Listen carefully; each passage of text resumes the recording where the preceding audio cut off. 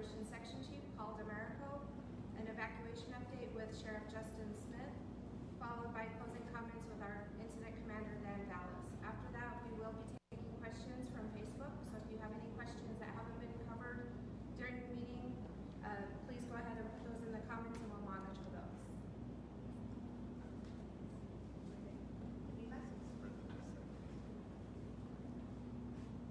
I'm sideways. It says it's sideways. Yeah, I'm sideways. Did you start it? No, I had it started Hang on just a second while we deal with some technical difficulties. Apparently I was sideways.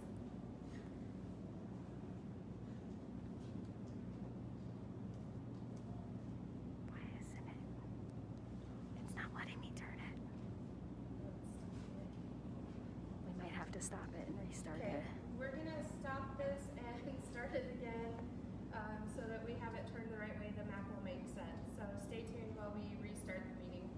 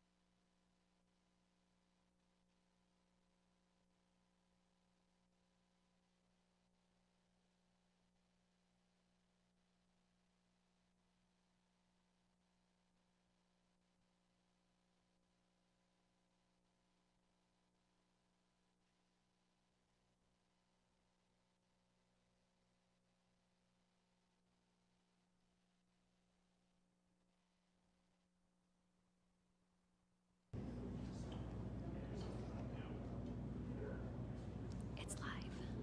Yeah. All right, let's try that again. Sorry about that. Technology is great when it works. So again, my name is Brenda Bowen. I'm the Information Officer with the Rocky Mountain Type 1 Incident Management Team. We are here to provide you an update on the Cameron Peak Fire. Current acreage, 158,300 with 56% containment. The purpose of the meeting tonight is again to provide you an update on the fire and the evacuations. So the order of presenters will be an update on the weather from Incident Meteorologist Aviva Braun, followed by an update from Operations Section Chief Paul DeMarico on the status of the fire activity today.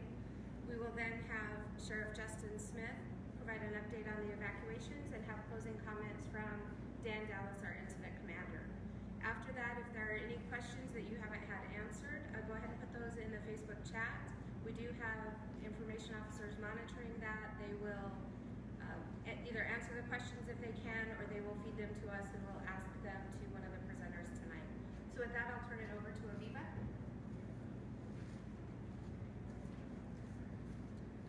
Good evening, everyone. My name is Aviva Braun. I'm an incident meteorologist serving with the Rocky Mountain Team 1 on this fire, Cameron Peak. I want to talk to you about what went into today, the kind of weather that happened, just so you understand what happened when we get to operations. So originally, starting late last night, we had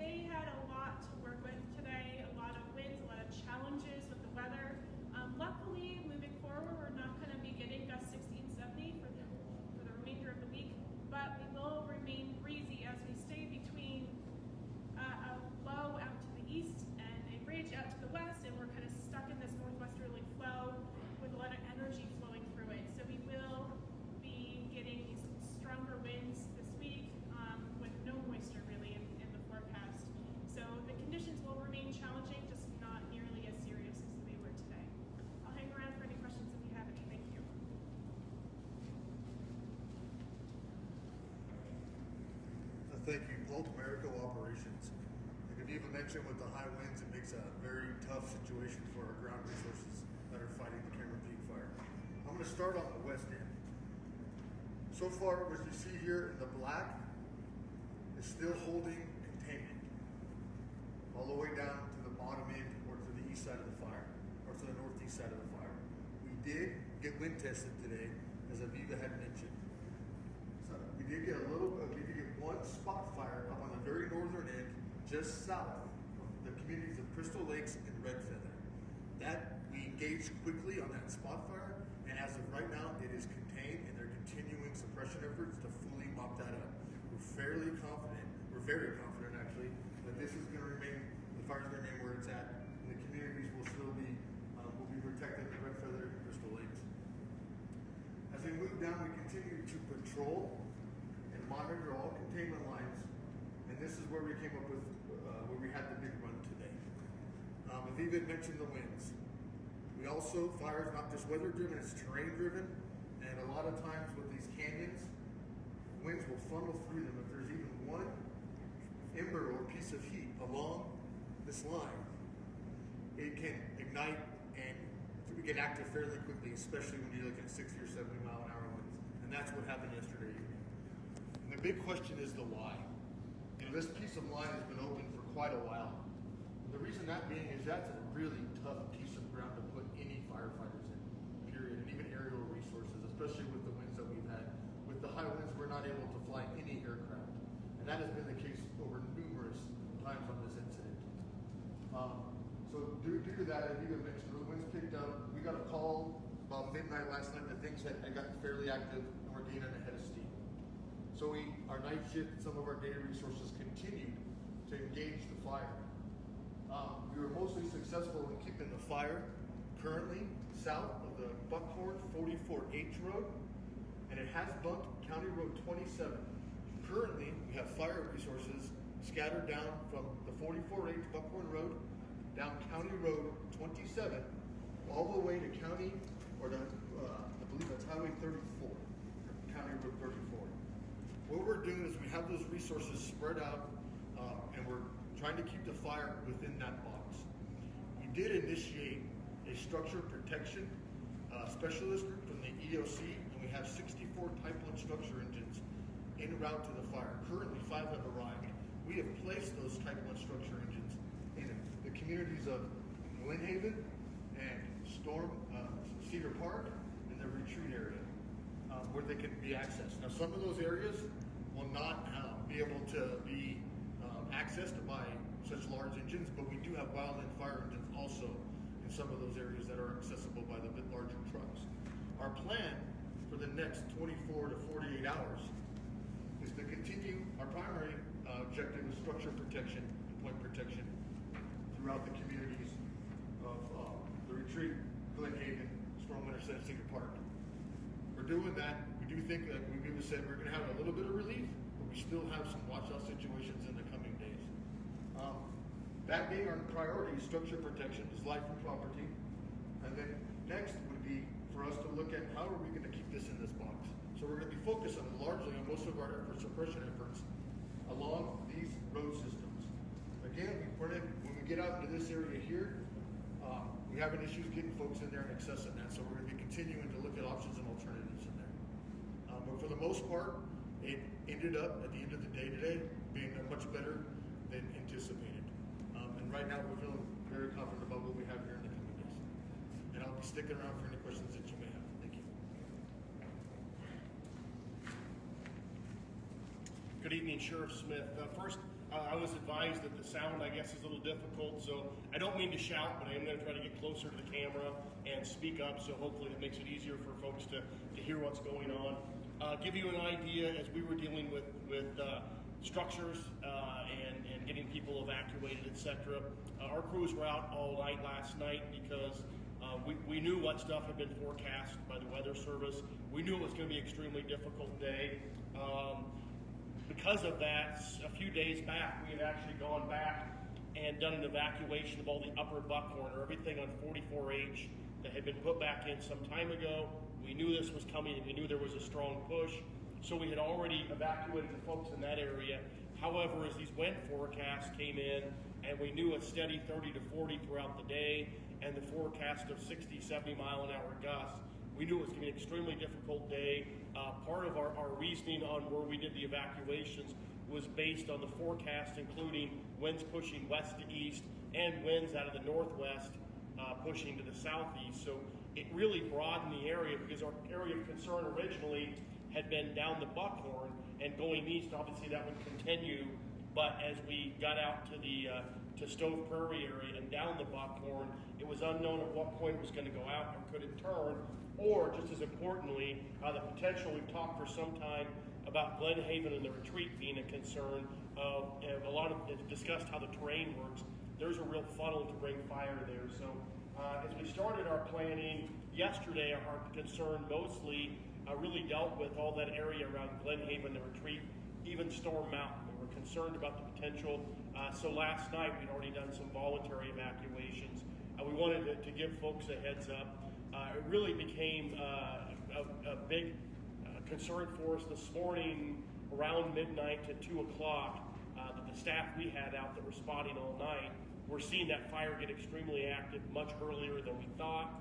So from there, and it was mentioned also that there was the concern about a spot fire up in Red Feather. So certainly we were working with them and had grave concerns that if that got out, we'd be back, for the folks in Glacier and Red Feather and Crystal Lakes that just got back in. We were concerned, but I can tell you that the fire team got the resources up there to address that. So that northeast part really was dealt with. We didn't have to do any evacuations. But as we came down, it became apparent very quickly that those evacuations needed to follow the Buckhorn all the way down from 44H to 27, taking us literally to Masonville in the beginning. And so we got that done very early in the morning. At the same time, there was a lot of, as most folks saw, that column of smoke that was making a push to the south.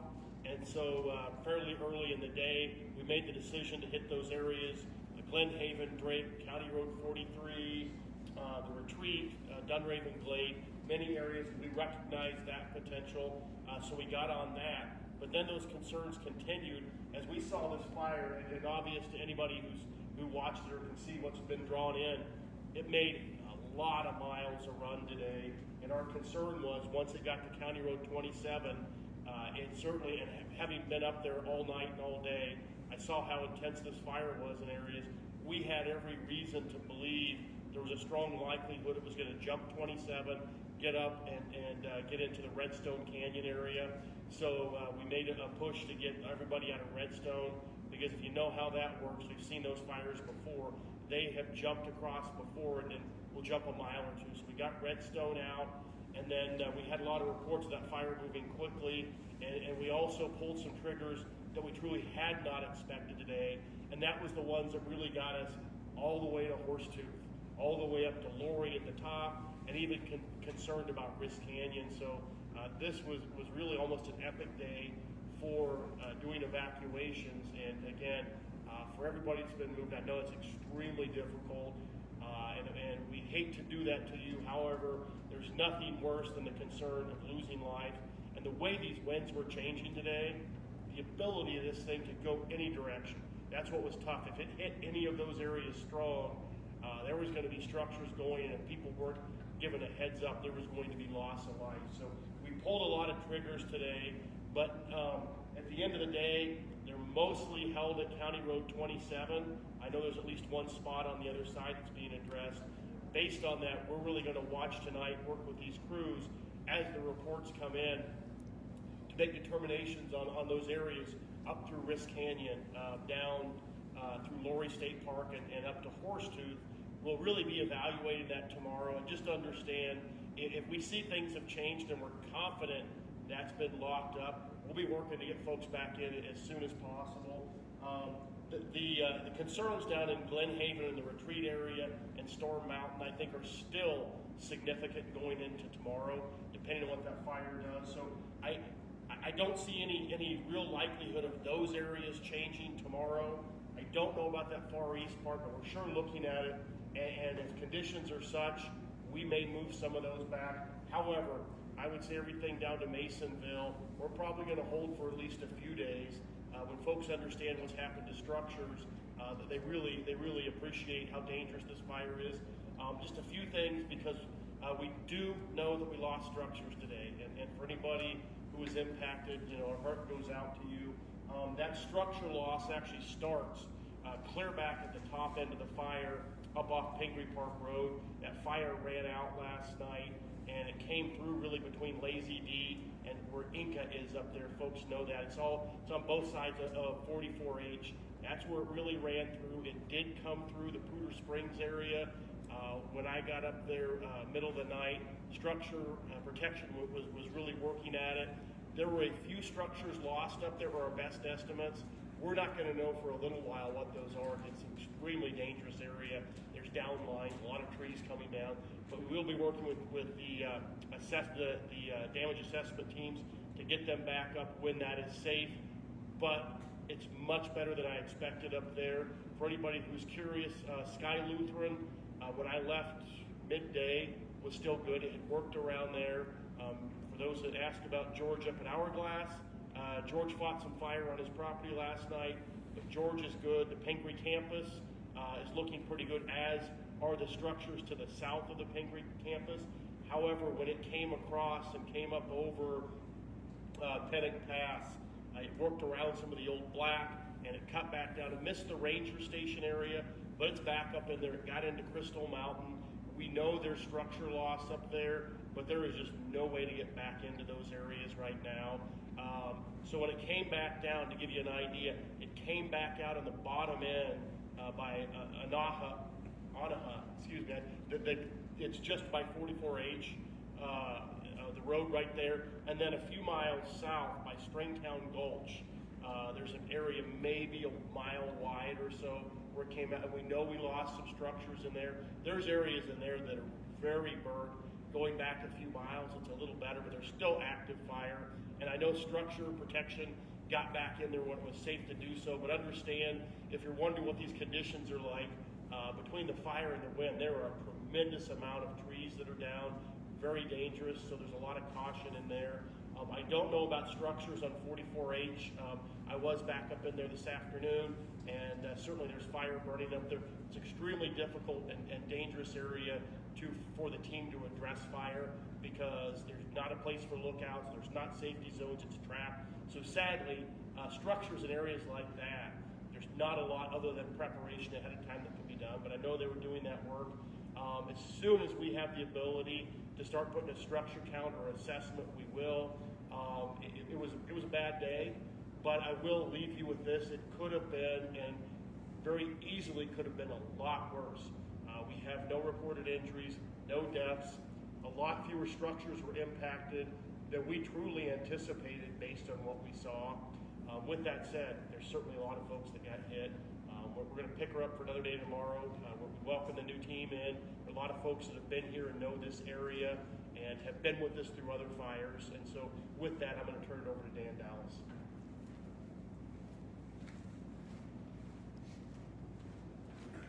And thank you, Sheriff. Appreciate all the work you and your folks today. So I'm Dan Dallas. I'm the incident commander for the Rocky Mountain Incident Management Team. We're a Type 1 team. Want to be, as the sheriff mentioned, we're actually unfortunately familiar. I know Larimer County welcomed us. This is our first day with gusto and quite a bit of fireworks today, and we're glad we're here to help out. But yeah, we've been here before.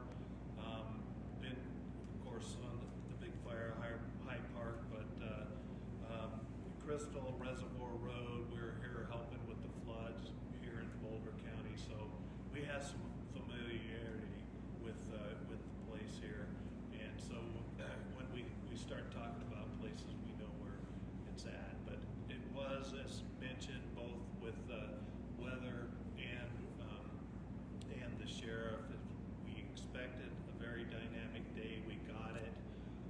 But when all is said and done, we're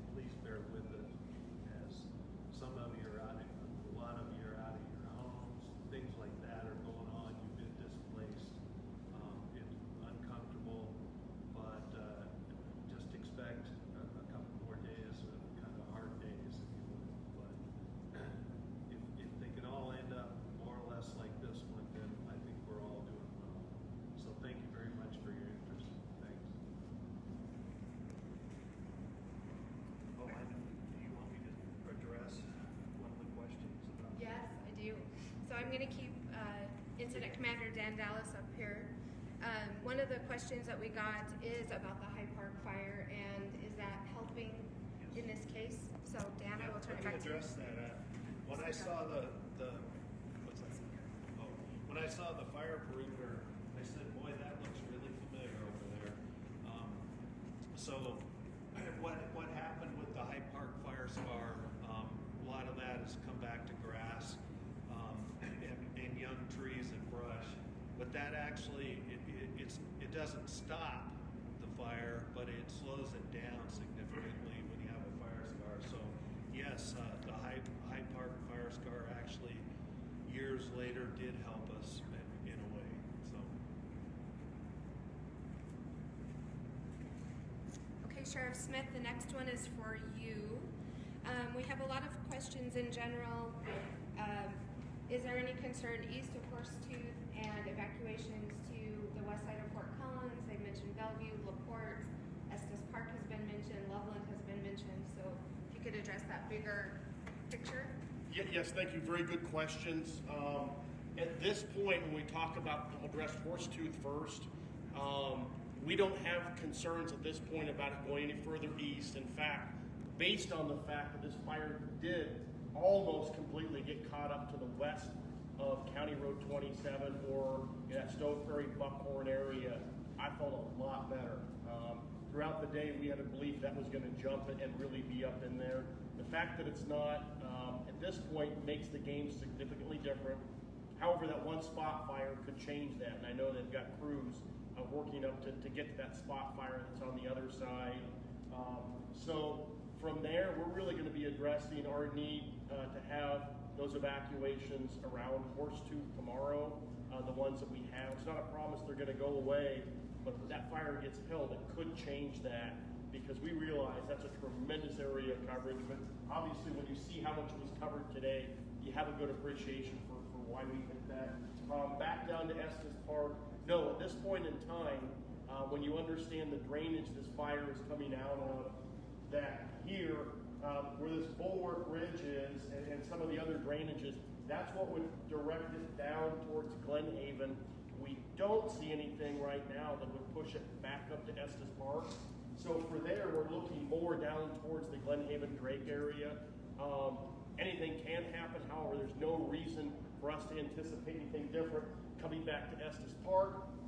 Also on that other hook down here on the bottom that got into Rocky Mountain National Park, that one has been fairly quiet, and I know they've made a lot of progress up there. So we don't see, that was the earlier concern with Estes Park. You know, we're dealing 2 months, and several weeks ago was that part hooking down around the park. So I don't see a likelihood. However, there are contingency plans. We work with the fire districts, Estes Park, the town, the police department, etc. So we've got all that. Was there another component of that? Hopefully I covered all those. Estes, Loveland, Fort Collins. Oh, Loveland, Fort Collins. No, we really don't see anything that would lead us to see a fire that made it into the cities around here. That just really isn't showing as a likelihood. Keep in mind, everything that's carried this fire so far has been mostly heavy timber. And when you get out and you start getting to the side of Fort Collins, before that you've got Horsetooth Reservoir, which is a huge block. You start running out of the kind of timber that it really runs in. And then for Loveland, for an example, you've got a significant gap. And we see nothing getting us down around Carter Lake. And around Carter Lake is really where you run out of that heavy fuel and you get into grasses. And I can tell you where this fire moved through, having watched it for 2 months and watched a lot of it today. There are areas that burn through in that lighter fuel. Those are much easier to get a hold of. If there's something that's helped with this fire, when it was up around Comanche, that was an area that could get back into to get folks.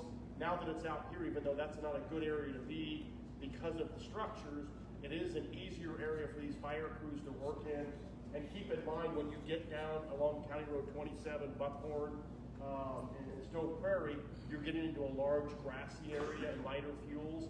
And so what I see of that from my experience of working with experts like we've got here, those aren't nearly as likely to carry a running fire that would keep moving as much. So those are the reasons we don't have a concern.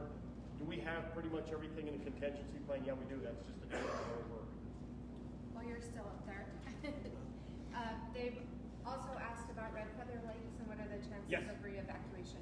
Yes, thank you on Red Feather, and I addressed that lightly, but this morning when they had that spot fire occur up there, great concern, but I know they got dozers, they got crews up there.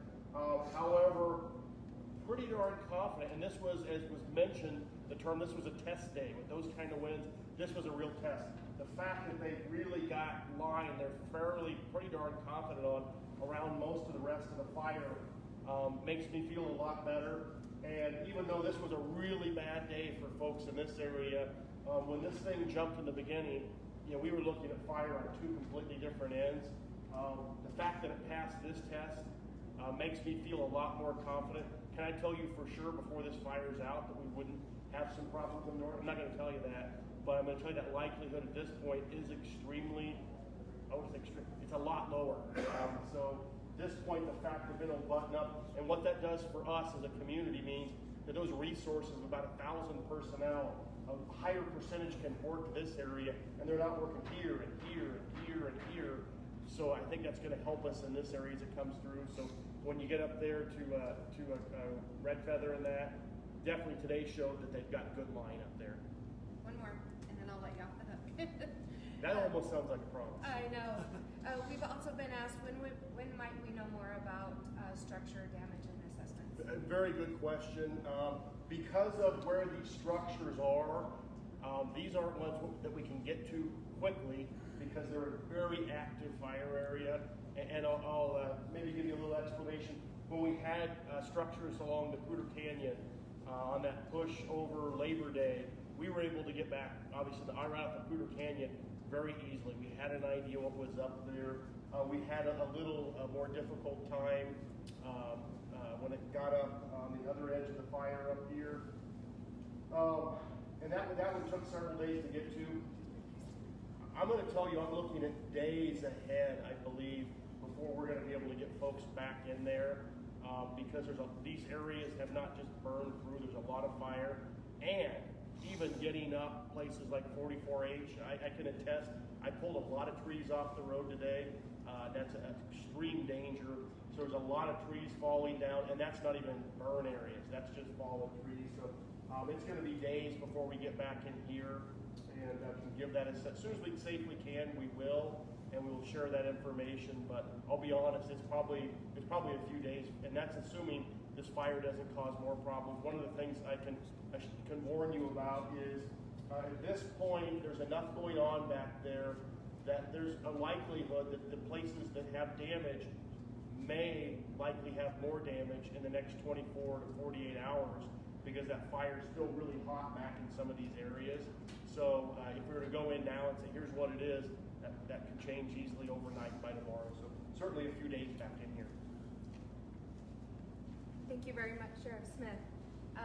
Paul, we're going to bring you up for a couple of questions. And so we've been asked, where will the 64 engines be used? And then where are you doing structure protection? If you could talk a little more about that. Sure.